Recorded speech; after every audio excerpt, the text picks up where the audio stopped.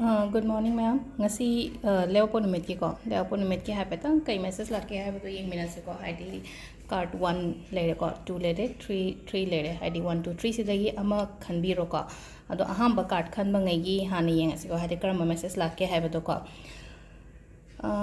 sida two of swords and la ko se hadi hazik aina khalliba wakhal hai tar khitang clarity khitang pubiro on hai ko hadi wakhan chamam narangani ko hadi kai tawsige hai bo khanmang khangdaba hai tar ko adu do sida hai ko kamaina hai ga ke hai matam da hadi nangi thamoi da gi tholakpa hai tar listen to your heart hana sida hai kan sida ko hadi nangi thamoi da gi tholakpa adu du na hadi phaiye na khalaga adu do ina adu da gi tholakpa decision do oina lobiyo ko hadi sida hani hadi clarity katang puro life ta bring some clarity in your life ko hadi nang na tawgadori pot na traga hadi tawgadori thabak na traga keno ma pangthoka da bole raga di okhetang clarity gumba pubiro aduga mi khatna bagumba da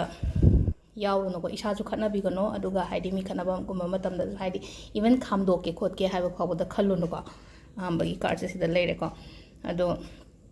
amasu indicate toy ko sida haidi ani gumba lakpa yai ko haidi pot ani gumba lakpa yai thabak ani gumba lakpa ya bagi keno sule ko ani sigi manung da haidi khanbam khangdaba daina adumba su dumaina hai ko sida aduga mathangi se ko haidi seven of pentacles se hausi se thabak ti am shui ko thabak su am no me adubu result se khatang tappe ko haidi somgi oina adu tappi ba result se phangani shoidana haidi dum sida haiga da bahara gadi remain positive ko aduga haidi nang na khal nang na tawri ba thabak tu gi haidi mai shoidana phangani adu khetang delay oi ba katang ni kemta natte ko aduga akomba gisina five of swords ko haidi sida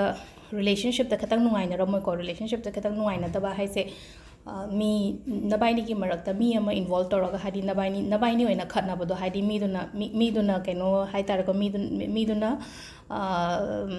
ye khai thingai ba hai tar ko nabaini ki relationship ki manung se da aduga amasu sumaina hai ko hadi nangondagi hadi mina pochai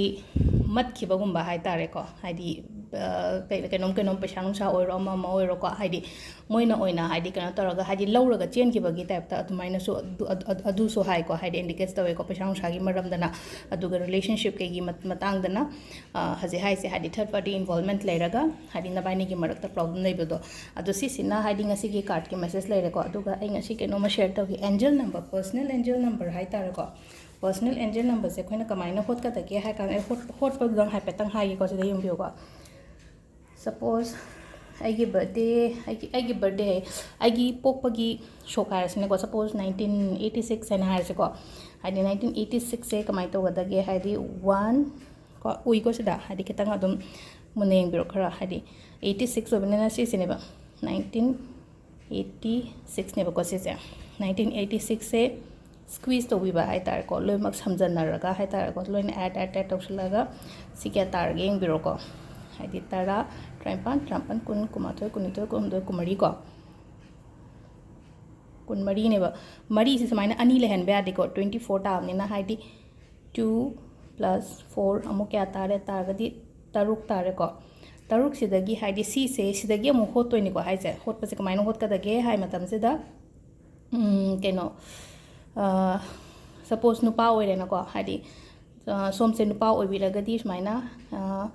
11 dagi minus